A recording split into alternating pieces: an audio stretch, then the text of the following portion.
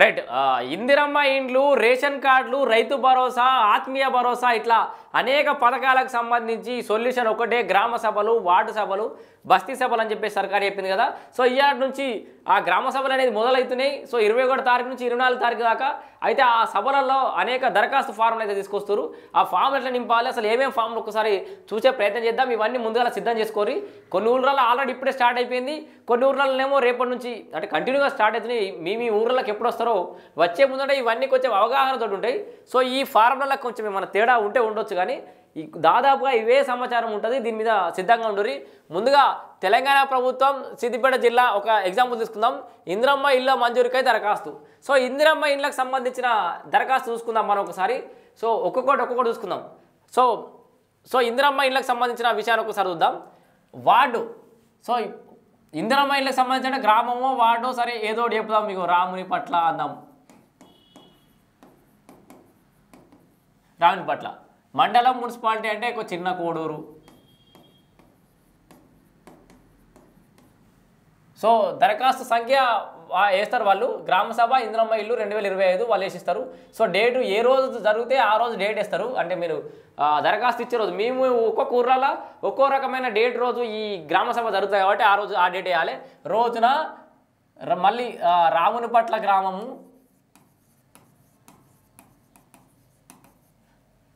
Ward, మండలం చిన్న Koduru. So మున్సిపాలిటీలో జరుగుతున్న గ్రామ సభ నందు మండలం లేదా మున్సిపాలిటీ జరుగుతున్న గ్రామ సభ నందు నాకు కానీ నా కుటుంబ సభ్యులకు కానీ పక్కా ఇల్లు లేనందున ఇల్లు మంజూరు గురించి దరఖాస్తు చేసుకుంటున్నారు. సో ఇక్కడ ఇంటి యజమాని పూర్తి పేరు, ఇంటి పేరుతో సహా ఇగో ఆరగొండ బాలరాజు. సో స్త్రీ పురుషుడు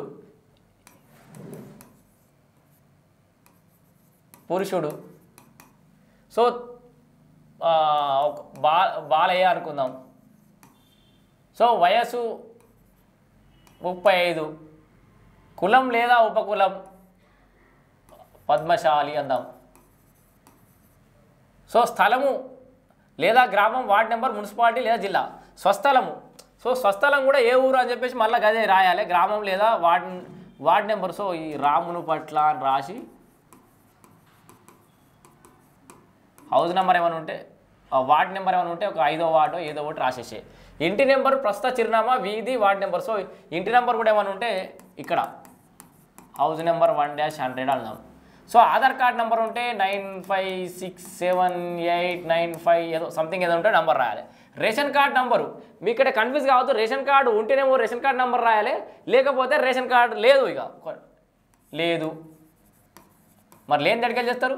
సో ప్రస్తుత వృత్తి వివరాలు, బైక్ మెకానికా, కారు మెకానిక్వా, ఇంకో పని చేస్తావా, ఏదైనా ఉద్యోగం చేస్తావా, కుల వృత్తి చేస్తావా, సో ఏదైనా ఉంటే అది మెన్షన్ చేయాలి. ఫోన్ నెంబర్ ఉంటే ఫోన్ నెంబర్ 9506789123 ఏదైనా ఉంటే. ఇక కుటుంబ సభ్యుల వివరాలు. సో ఇక్కడ ఈ డీటెయిల్స్ అన్ని నింపినాక కుటుంబ సభ్యుల వివరాలు, కుటుంబ సభ్యుల పేర్లు ఒక్కొక్కటి రాయాలి. సో రజిత, రమ్య, రాజు, శ్రీను ఇట్లా ఏమైనా ఉంటే వాళ్ళ ఆధార్ కార్డ్ నంబర్లు, వాళ్ళ సెల్ ఫోన్ నంబర్లు, సో వాళ్ళ యొక్క వయసు, ఆయన దరఖాస్తుదారుతో ఈ దరఖాస్తుదారుడు ఎవడైతే ఉన్నాడో ఇంటి పేరు ఉంటుంది అంటే పెద్ద ఇంటి హెడ్ ఆఫ్ ది ఫ్యామిలీ ఆయనతో చెప్తారు కాబట్టి వాళ్ళ ఇంట్లో కుటుంబ సభ్యులు ఎవరు ఉంటే భార్య అయితే భార్య, వృత్తి ఇంటి పని చేసుకుంటుంది, లేకపోతే వ్యవసాయ కూలి అనుకుందాం.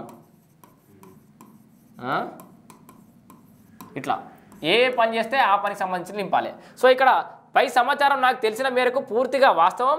ఇటు సమాచారం నందు ఏమైనా తప్పుడు సమాచారం ఉన్నచో అందుకు నేనే పూర్తి బాధ్యురాలిని కాగలను. సో అని చెప్పేసి ఇక్కడ సంతకం పెట్టేసేయాలి బాలరాజు. సో ఇక్కడ మళ్ళీ పేరు రాసేసేయాలి. సో ఇది కింద ఉన్నదేమో దరఖాస్తు, మన రసీదు. అధికారులు మీరు ఈ అప్లికేషన్ ఇచ్చిన తర్వాత కింద రసీదు తీసుకొని ఈ రసీదు మనకి ఇస్తారు. పేరు, డీటెయిల్స్, మున్సిపాలిటీ, వార్డ్ నెంబర్, మండలం, జిల్లా, అధికారి యొక్క సంతకం, అధికారి పేరు, తర్వాత హోదా, ఏ డేట్ రోజు ఏం చేసినా అనేది మనకి రసీదు ఇస్తారు. అంటే ఇందిరా మిల్ కోసం మనం దరఖాస్తు చేసుకున్నామా లేదా అని చెప్పేసి. సో మీరు సర్వే చేసేటప్పుడు మీరు అవైలబుల్ లేరు, లేదా సర్వే చేసే వ్యక్తి మీ ఇంటికి రాలేదు, ప్రజాపాలనలో మీరు అప్లై చేసుకోలేరు. సో అట్లాంటి సందర్భంలో ఇప్పుడు గ్రామ సభలలో అప్లై చేసుకోవచ్చు. గ్రామ సభలలో దీనికి సంబంధించిన డీటెయిల్స్ ఇట్లా ఉంటాయి. సో రసీదు కూడా ఇస్తారు. మొత్తానికి ఇది ఇందిరమ్మ ఇండ్లకు సంబంధించిన దరఖాస్తు ఫారం ఇది. తెలంగాణ ప్రభుత్వం ఇది ఇందిరమ్మ ఇండ్ల మంజూరుదకై దరఖాస్తు ఫారం ఇది. సో దీంట్లో కూడా పెద్ద డీటెయిల్స్ ఏమడుతులేరు. ఆధార్ కార్డు, రేషన్ కార్డు ఉంటే ఉన్నది లేదు. ఆధార్ కార్డు నంబర్లు, మీ యొక్క పేర్లు, ఇంటి అడ్రస్ అంతే. దీన్ని నింపేది ఏం లేదు అంతకంటే ఎక్కువ. సో మిగతా నెక్స్ట్ ఆధార్ కార్డు తర్వాత రేషన్ కార్డు ఎట్లా నింపాలో చూద్దాం ఒకసారి. రేషన్ కార్డు కోసం దరఖాస్తు, ఇందిరమ్మ ఇండ్ల కోసం దరఖాస్తు ఎట్లా చేస్తామో రేషన్ కార్డుల కోసం కూడా గ్రామ సభలలో దరఖాస్తు చేసుకునే అవకాశం అయితే ప్రభుత్వం కల్పిస్తుంది. సో దానికి సంబంధించి చూద్దాం ఒకసారి. సో ఇక్కడ ఇంకా కొన్ని కొత్త విషయాలు కూడా అడుగుతున్నట్టు తెలుస్తుంది. కుటుంబ యజమాని పేరు, ఇది రేషన్ కార్డు దరఖాస్తు. దీంట్లో కుటుంబ యజమాని పేరు ఇక్కడ ఫోటో కూడా అతికేయాలి. సో ఇది ఈ స్పేస్ ఇచ్చింది ఎందుకంటే ఇక్కడ ఫోటో.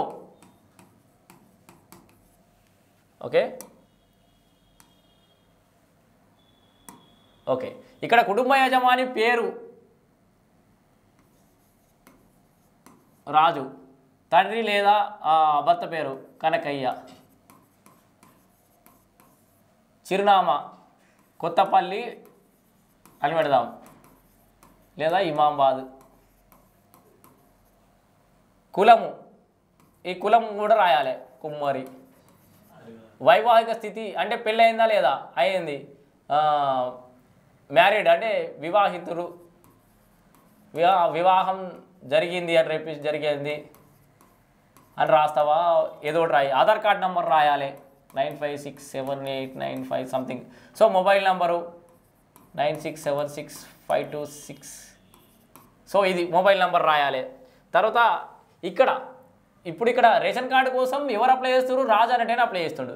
తర్వాత ఆయన కుటుంబంలో ఇంకెవరైనా భార్య పిల్లలు ఇంకెవరైనా ఉంటే వాళ్ళ పేర్లు, మౌనిక, వయస్సు, యజమానితో సంబంధము, భార్య భర్త అయితే భర్త, ఈయన భర్త అవుతాడని. సో ఆధార్ కార్డ్ నెంబరు, రీమార్కులు, ఇట్లా ఎంతమంది ఉంటే అంతమంది. సో తర్వాత సొంత ధృవీకరణ, ఇక్కడ ఇగో రేషన్ కార్డు చాలా సింపుల్గా ఉంది. ఒక ఫోటో అతికేయాలి, మీ డీటెయిల్స్ రాయాలి. ఇక్కడ సొంత ధృవీకరణ ఏంటంటే దేవుని మీద మనసాక్షి పూర్వకంగా నిజం తెలుపుతున్నాను ఏమనగా నా సంవత్సర ఆదాయం 1.50 లక్షలు, గ్రామాలలో అంటే విలేజ్లలో అయితేనేమో 1,50,000 రూపాయల కంటే ఎక్కువ ఇన్కమ్ దాటద్దు సంవత్సరిక ఆదాయం. సో పట్టణాల్లో అయితే 2 లక్షలు. ఇంతకు పూర్వం నేను పైన కోరిన దాన్ని పొంది ఉండలేదు అంటే పైన ఏదైతే రేషన్ కార్డు కావాలని కోరుకున్నానో అది ఇదివరకు నాకు లేదు అని మెన్షన్ చేయడం. నేను తెలిపిన సమాచారం నిజం, తప్పుడు సమాచారం ఇచ్చినట్లయితే నేను శిక్షకు పాత్రురాలిని. సో దరఖాస్తుదారుని యొక్క సంతకం ఇక్కడ సంతకం పెట్టేయాలి. ఇక్కడ వీళ్ళకి కావాల్సిన నోటిగో ఒక ఫోటో అతికించాలి. దీనికి రేషన్ కార్డుకు సంబంధించి ఏమేం కావాలో చూడండి. ఒక ఫోటో అతికించాలి, ఫోటోలు జతపరచాలి. ఇంకా ఫోటోలు జతపరిచింది ఇంకొకటి 2 కావాలని అడుగుతారేమో. సో ఎందుకైనా మంచిది ఒక 4 ఫోటో స్టూడియోడు కూడా 1-2 ఏమి ఇయ్యాడు. పోతే 4 తీసుకోమ్మా లేకపోతే 8 తీసుకోమ్మా 100 రూపాయలు అయితే అని ఏదో అంటాడు. ఆయన అవి తీసుకపోయి దగ్గరకైతే పెట్టుకొని గ్రామ సభల కాడికైతే ఓరి ఫోటోలు జతపరచమంటే బజారు. ఆధార్ కార్డు జిరాక్స్ను కూడా జతపరచాలి. సో మొత్తంగా రేషన్ కార్డు కోసం అప్లికేషన్ అయితే ఈ విధంగా ఉండబోతోంది. సో నెక్స్ట్ రేషన్ కార్డు తర్వాత రైతు భరోసాకు సంబంధించిన అప్లికేషన్ ఫామ్ ఒకసారి చూద్దాం.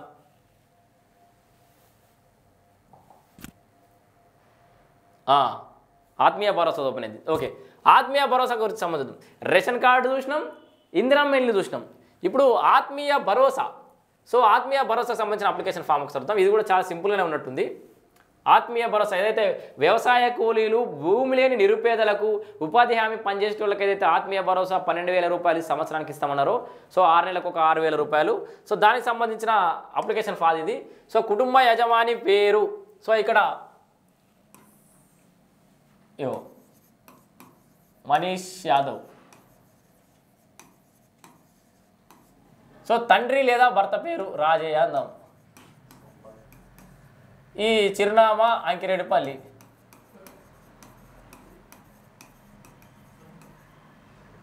కులము గొల్ల. సో వైవాహిక స్థితి అయిందని లేకపోతే లేదు, కాలేదు అయితే అయింది. సో ఆధార్ కార్డ్ నంబర్ రాయాలి ఇక్కడ 956826 ఏదో సంథింగ్ ఏదైనా ఉంటే number. Mobile number 967656 so mobile number రాయాలి. చాలా సింపుల్గా కుటుంబ యజమాని పేరు, తండ్రి లేదా భర్త పేరు, చిరునామా, కులమేంది, పెళ్ళయిందా కాలేదా, ఆధార్ కార్డు నెంబర్ ఏంది, మొబైల్ నెంబర్ ఏంది. ఇక్కడ దేవుని మీద మనస్సాక్షిపూర్వకంగా నిజం తెలుపునది ఏమనగా నా సంవత్సర ఆదాయం 1,50,000 రూపాయలు, గ్రామాల్లో అయితే పట్టణాల్లో అయితే 2 లక్షల రూపాయలు కలదు. ఇంతకు పూర్వం నేను పైన కోరిన దాన్ని పొంది ఉండలేదు. నేను తెలిపిన సమాచారం నిజం, తప్పుడు సమాచారం ఇచ్చినట్లయితే నేను శిక్షకు పాత్రుడిని అని చెప్పేసి ఇక్కడ దరఖాస్తుదారుడి యొక్క సంతకం. ఇక నోట్, భూమి లేనట్లు సెల్ఫ్ డిక్లరేషన్ జతపరచవలెను. ఇక ఇది ఆత్మీయ భరోసాలో ఒక కీలకమైనటువంటి ఆధారం ఏంటంటే ఇక్కడ ఒక అఫిడవిట్. సో భూమి లేదన్నట్టుగా ఇదైతే ఉంటుందో బాండ్ పేపర్ మీద ఈ భూమి లేనట్లు సెల్ఫ్ డిక్లరేషన్ చేయవాలండి. సెల్ఫ్ డిక్లరేషన్ అఫిడవిట్ రెడీ చేయించుకోవాలనుకుంటున్నా తెలిసి. సో ఇంకా ఆల్రెడీ మీరు కంగారు పడకుండా చాలా గ్రామాలలో ఏదైనా మీ పక్క ఊరిలో ఆల్రెడీ గ్రామ సభ జరిగినట్లయితే ఆత్మీయ భరోసాకు సంబంధించి ఏమడుగుతారు, సెల్ఫ్ డిక్లరేషన్ ఎట్లా చేయాలంటారు అని చెప్పేసి కూడా కనుక్కోరి. సో ఆధార్ కార్డు జిరాక్స్ను జతపరచాలి. సో ఇదొకటి. సో 2 రకాలుగా అయితే ఈ ఆత్మీయ భరోసా దరఖాస్తు కూడా చాలా సింపుల్. మరి ఇవన్నీ చాలా సింపుల్గా కనబడుతున్నాయి. మరి ప్రభుత్వ అధికారులు కూడా గివే దరఖాస్తులు తీసుకొస్తారా, వాళ్ళ దగ్గరికి ఏమైనా కాంప్లికేటెడ్ ఉంటాయా మనం చూడాలి.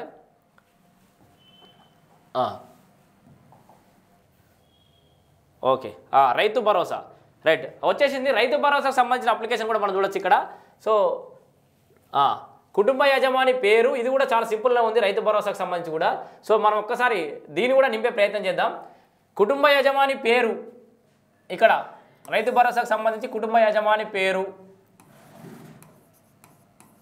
ఎవరో రాజయ్య అనుకుందాం, తండ్రి మల్లయ్య, చిరునామా చిన్న కోడరు అనుకుందాం,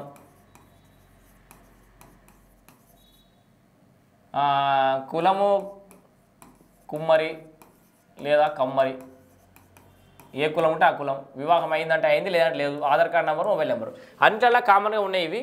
ఇక్కడ ఈ రైతు భరోసాకు సంబంధించి వాస్తవానికి దీనికి మనకు పెద్ద ఆగమే లేదు. రైతు భరోసా ఎవరికి ఇవ్వాలి ఎవరికి ఇవ్వద్దని ఆల్రెడీ మొత్తం డిసైడ్ అయిపోయింది. బుక్లు కూడా రెడీ అయిపోయినాయి అన్ని ఎంఆర్ఓ ఆఫీసులలో. చెట్లు పుట్టలు గుట్టలకి దేనికి తీసారో దాన్ని తీసేసారు. ఎవరెవరికి రైతు భరోసాకు అర్హులు ఎవరు అనర్హులు అనేది మొత్తం లిస్ట్ రెడీ అయిపోయింది. కాకపోతే ఎవరైనా మిస్ అయి ఉంటే కూడా గ్రీవెన్స్ అన్నట్టు ఇది. సో వాళ్ళ యొక్క పేరు రాజయ్య, వయసు 45 సంవత్సరాలు, యజమానితో కల సంబంధం, భూమి సర్వే వివరాలు. సో సర్వే నంబర్లు కానీ లేకపోతే సర్వేకి సంబంధించిన వివరాలు కానీ ఇక్కడ రిమార్కులు. సో ఇదంతా సొంత ధృవీకరణ, దేవుని మీద మనస్సాక్షిపూర్వకంగా నిజం తెలుపునది ఏమనగా. సో సేమ్ మళ్ళీ గిదే దుకాణం ఉంది. మొత్తంగా రైతు భరోసాకు సంబంధించిన అప్లికేషన్, ఇవన్నీ అప్లికేషన్లు నామకేవాస్ తీసుకుంటారా, ఇవన్నీ పరిగణనలో తీసుకుంటారా? ఎందుకంటే ఆల్రెడీ ప్రభుత్వం ఒక కంక్లూజన్కి వచ్చింది. రేషన్ కార్డులకు సంబంధించిన కూడా ఒక లిస్టు తయారు చేసుకుంది. రైతు భరోసా ఎవరికి ఇవ్వాలి ఎవరికి ఇవ్వద్దని ఒక డిసైడ్ చేసుకుంది. ఇందిరమ్మ ఇళ్ళకి ఆల్రెడీ సర్వే చేసుకుంది. ఆత్మీయ భరోసాకు సంబంధించిన ఒక లెక్క ఉంది. ఆత్మీయ భరోసా దగ్గర మరి జాబ్ కార్డ్ నెంబర్ కూడా అడగలేదు. మరి వాళ్ళు ఏ రకంగా వ్యవసాయ కూలను లెక్కలు తీసుకుంటారని తెలుసలేదు. సో మొత్తంగా ఈ అప్లికేషన్ ఫారంలలో ఏమైనా చేంజెస్ ఉంటే జర అటు ఇటుగా ఏమైనా ఉండొచ్చు ప్రభుత్వం దగ్గర, లేదా ఇదే విధంగా కూడా ఉండొచ్చు. పక్క గ్రామాలలో గ్రామ సభ జరిగితే అక్కడికి వీరైతే ఒకరోజు ముందు పోయిరండి, పెద్దగా పోయేదేం లేదు. మనకు ఒక క్లారిటీ వస్తుంది. మన ఊరికే గ్రామ సభకు వచ్చినప్పుడు ఆగమాగం గాయ కాకుండా ఒక క్లారిటీ వస్తుంది. ఏమేం కాయిదాలు ఉండాలి ఏమేమి తీసుకపోవాలని ఒక క్లారిటీ ఉంటుంది. దాంతో గ్రామ సభలోకి వెళ్తే ఉత్తమం.